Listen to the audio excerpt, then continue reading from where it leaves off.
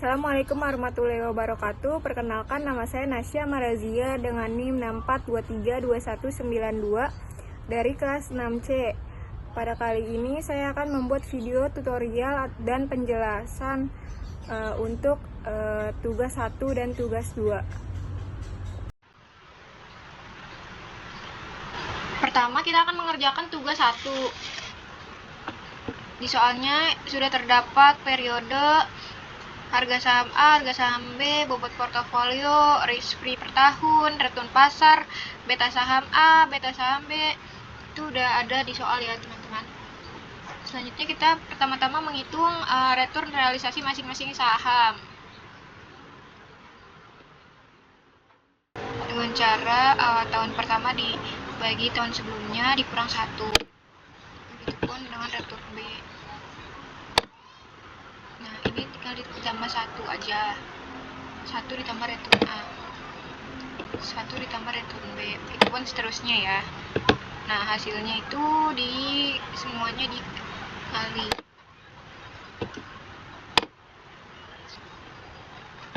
Average return kita dapat dari menggunakan rumus average. Average return A, ini average return B. Varian kita menggunakan rumus VAR. Begitupun yang B, standar deviasi kita pakai rumus SQRT.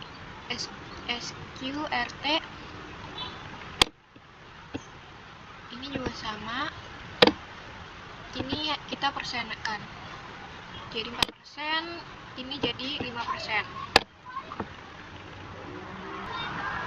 Kita menghitung return rata-rata saham A dan B. 1/N itu 1 per tahunnya. Karena kita tadi ada 3 tahun, jadi 1/3.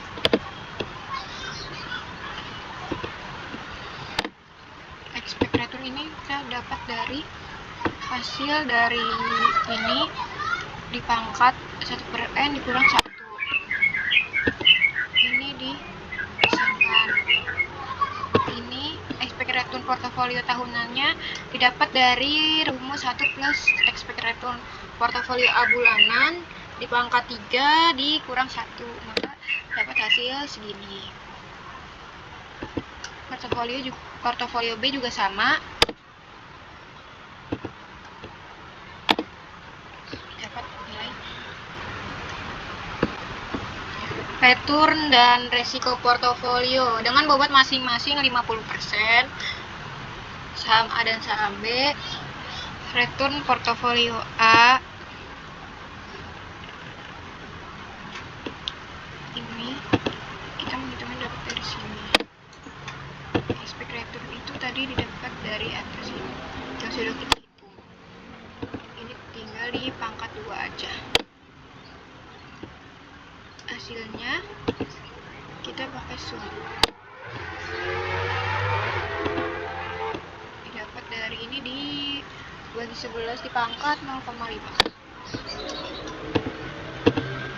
Ini dapat dari sini dikali 3 dipangkat 0,5. Begitupun portofolio B sama, ini didapat dari atas sini. Ini didapat dari sini ya. Ini tinggal dipangkat 2 aja. Hasilnya menggunakan rumus sum. Dan risiko portofolio bulanannya pakai rumus ini. Risiko portofolio tahunannya didapat dari risiko portofolio B bulanan dikali 3 dipangkat 0,5. Selanjutnya kita menghitung indeks Sharpe dan Traynor.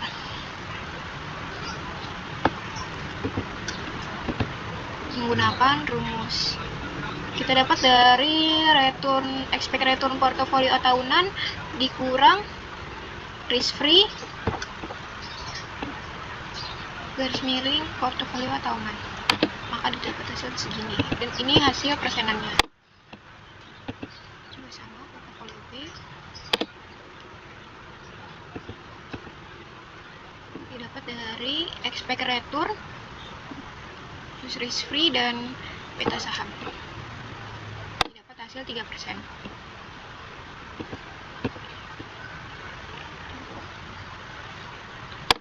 8%. Berdasarkan seluruh perhitungan yang tadi telah kita hitung, dapat disimpulkan bahwa portofolio B lebih unggul daripada portofolio A berdasarkan Sharpe rasio maupun Treynor rasio. Artinya untuk setiap unit resiko yang ditanggung portofolio B memberikan kompensasi return yang lebih besar. Dengan menggunakan dua saham, resiko portofolio lebih rendah dari resiko masing-masing saham secara individual. Dan berdasarkan semua perhitungan, portofolio B yang direkomendasikan bagi investor karena optimal kinerja returnnya terhadap resiko, baik resiko total maupun resiko sistematis. Tugas 2, di sini sebelumnya terdapat data harga saham bulanan. Di sini ada data periodenya, harga saham A, B, dan C. Selanjutnya, di sini juga terdapat data parameter pasar, risk free, return pasar, beta saham A, beta saham B, beta saham C. Selanjutnya, kita akan menghitung return portofolio A, yaitu dengan cara periode tahun pertama dibagi periode tahun sebelumnya dan dikurang 1.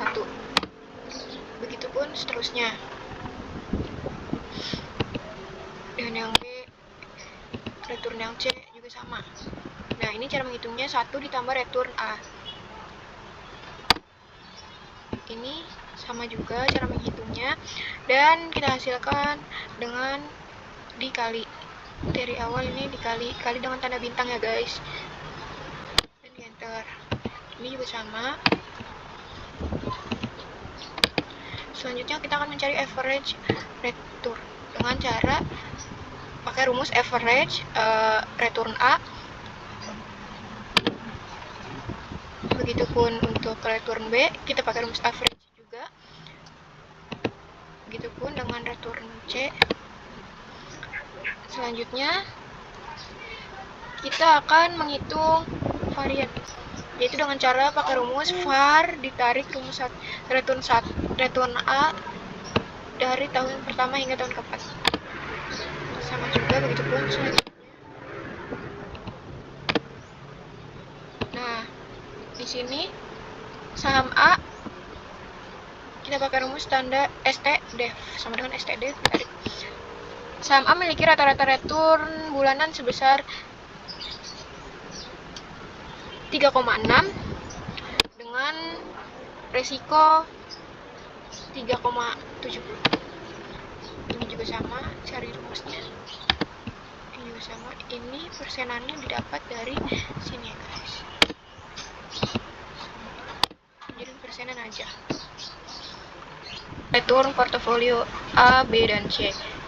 Ini caranya sama yang didapat dari sini.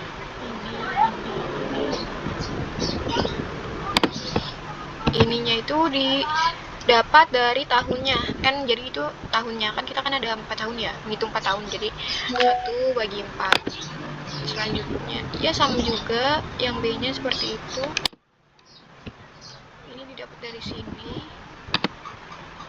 ini didapat dari ini dikurang 1. Hasil expected return portofolio C tahunan yaitu 0,100.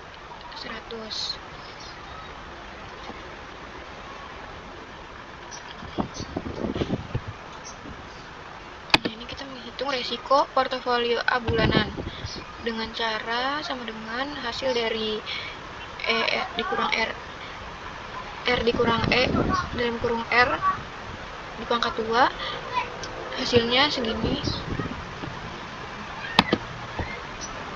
Nah, risiko portofolio A tahunan didapat dari risiko portofolio A bulanan. Nah, begitupun seterusnya mengikuti.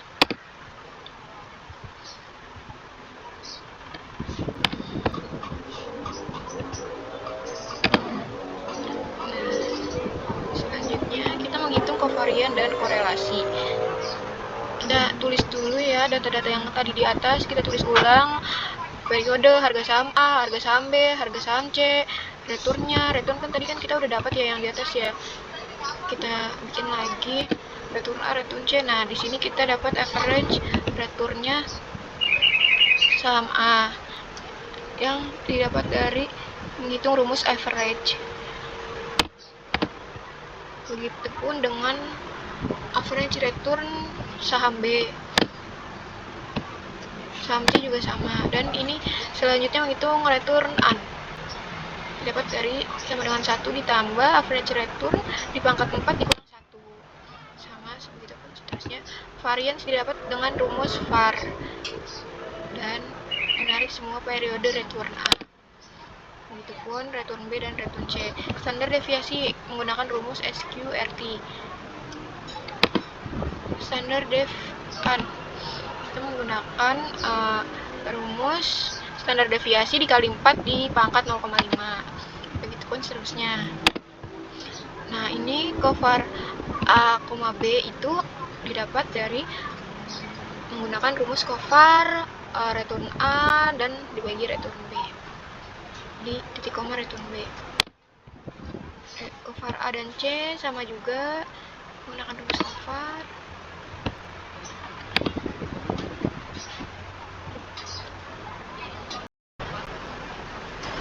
Selanjutnya kita menghitung matriks. Ini adalah hasil dari variance. Dimasuk-masukkan saja hasil ini ke tabel matriks ini. Sini juga terdapat bobotnya dan bobot portofolio. Dari bobot portofolio kita dapat variance port didapat dari menggunakan rumus MMULT. Dari bobot portofolio, titik koma, matriks, dan bobot. Standar deviasi portofolio itu menggunakan rumus SQRT untuk kurung varian port. Standar deviasi N itu didapat dari standar deviasi portofolio dikali 4 di pangkat 0,5. Dan return didapat dari menggunakan rumus saham produk, bobot portofolio, titik koma return A. Nah, setelah itu kita membuat tabel skenario risk dan return. Kita tulis saja datanya portofolio 1 sampai 6. Risknya itu kita dapat dari sini ya teman-teman. Portofolio 6. Ini kita dapat dari sini standar deviasi A. Kalau returnnya kita dari return portofolio A. Kita tinggal ubah-ubah aja bobotnya, kita masukkan sesuai yang di sini.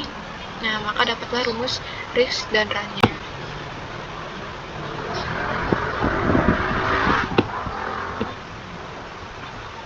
Nah, setelah itu kita membuat diagram ini dengan cara klik kanan, select data. Nah, masukkan data-data risk dan returnnya, portofolio 1, 2, 3, 4 sampai 6, sampai semuanya dimasukin aja ke sini dengan cara add ya. Add ini nanti dipencet aja, contohnya ini, terus ini namanya misal porto 7 contoh, terus kita masukin risknya ini, terus y-nya ini. Nah, nanti dia muncul di sini itu ya teman-teman. Nah, maka kita dapat gambar ini. Screen-nya ini ada data pada atas, ini juga ada di data atas. Saya tulis periode harga saham A, B, C, return A, B, C. Nah, hitung X return A itu didapat dari return A dikurang risk free. Dapat hasil 0,010. Begitupun dengan X return B dan return C juga. Nah, ini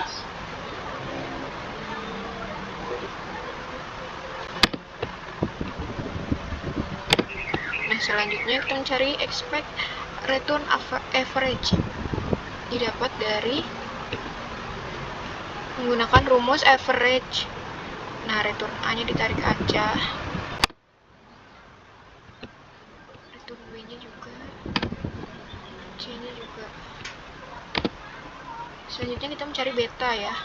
Beta itu didapat dari sini.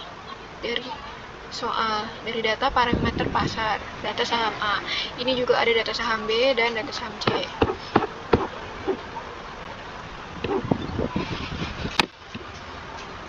Nah, ini didapat dari return to beta didapat dari expect return average dikurang risk free garis miring atau dibagi dengan beta. Ya, sama juga.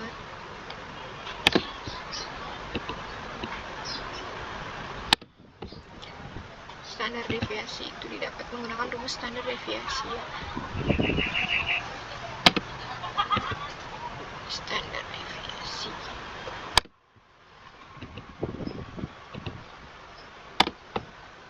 Varian didapat dari standar deviasi di pangkat 2. Sama juga. Ini standar deviasi return dari sini di STDF ini juga. Nah, varian return itu dapat dari atas di pangkat 2.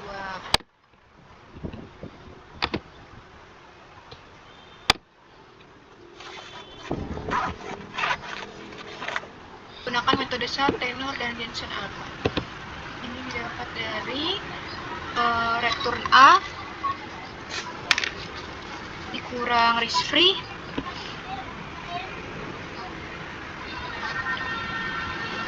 garis miring risk A. Nah, ini dijadikan persenan aja dari sampingnya.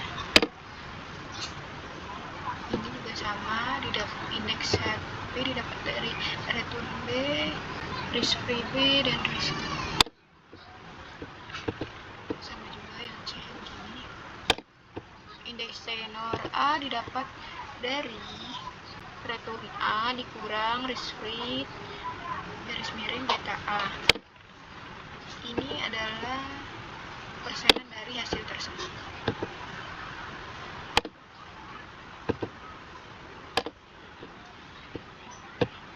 Indeks Jensen A didapat dari return A dikurang risk free ditambah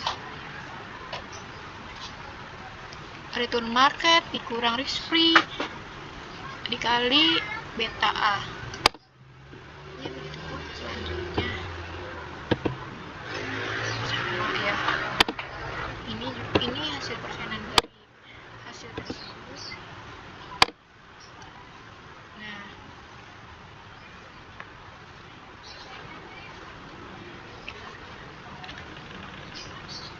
dari ketiga saham tersebut, saham A memberikan return tahunan tertinggi sebesar 15,2, namun disertai resiko yang cukup besar. Saham B memiliki return 12,78 dengan resiko tertinggi di antara ketiganya. Artinya pergerakan saham ini relatif lebih stabil terhadap kondisi pasar. Saham C menawarkan return paling rendah, tetapi juga resiko yang paling kecil, yang berarti saham ini bergerak selaras dengan pasar. Berdasarkan indeks SAR portofolio A dengan bobot 40-40-20, artinya portofolio ini menghasilkan return paling besar untuk setiap unit risiko total yang ditanggung investor, yang menjadi portofolio A sebagai pilihan terbaik bagi investor yang ingin memaksimalkan efisiensi return secara keseluruhan. Sedangkan berdasarkan indeks tenor portofolio B memiliki nilai tertinggi yang menunjukkan portofolio B paling efisien dalam menghasilkan return per unit risiko sistematis. Portofolio B ini cocok buat investor yang sudah memiliki portofolio terdiversifikasi dan fokus pada risiko pasar. Berdasarkan Jensen Alpha, portofolio A dan B keduanya menunjukkan nilai positif, yang berarti kedua portofolio ini mampu memberikan return di atas ekspektasi pasar. Sebaliknya, portofolio C memiliki alfa mendekati 0 yang menandakan kinerjanya hanya setara dengan return yang diprediksi pasar tanpa tambahan nilai. Secara keseluruhan, di sertifikasi ketiga, saham terbukti mampu menekankan resiko dibanding memegang satu saham saja. Pemilihan portofolio yang optimal bergantung pada profil resiko investor. Sekian video tutorial tugas 1 dan 2 dari saya. Mohon maaf apabila terdapat kesalahan. Semoga dapat menjadi pembelajaran ke depannya. Sekian dari saya. Terima kasih. Wassalamualaikum warahmatullahi wabarakatuh.